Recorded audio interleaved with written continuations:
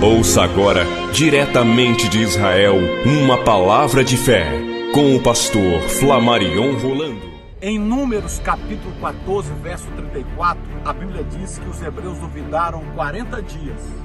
E Deus disse para aqueles que duvidaram: vocês terão 40 anos de sofrimento. Ou seja, para cada dia de dúvida, nós temos um ano de sofrimento. Portanto, a dúvida ela gera tragédias na mesma proporção que a fé gera milagres. Não aceite duvidar, porque a dúvida te faz recuar, mas a fé te faz avançar. A dúvida te faz perder, mas a fé te faz ganhar. A dúvida gera fracasso, mas a fé produz sucesso. Aqui, ao fundo, está o poderoso Mar Vermelho. Moisés não duvidou, ele teve fé, por isso que o mar abriu. Da mesma forma que desse ambiente de fé que Moisés viu o mar abrir, eu profetizo fé na sua vida, no poder do nome de Jesus. Nós estamos aqui com esse pedido de oração, onde nós vamos realizar o poderoso culto da fogueira, como eu disse na igreja, na península do Sinai. Eu tenho certeza que essa fumaça vai subir e a resposta de Deus vai descer.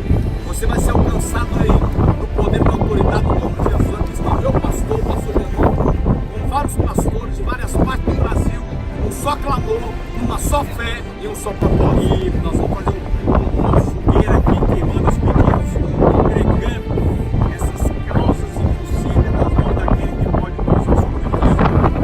Nosso Deus, eu posso dizer sim, meu Deus. Desce no céu com o nome poderoso. Aleluia!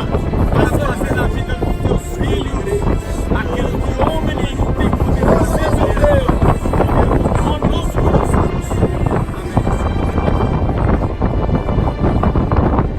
Amém. Para quê?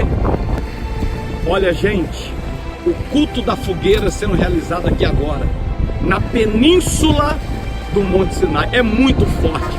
Esses pedidos estão subindo até os céus, e dos céus haverá a resposta de Deus para a sua vida, no nome de Jesus. Toma posse dessa palavra profética aqui da península do Sinai.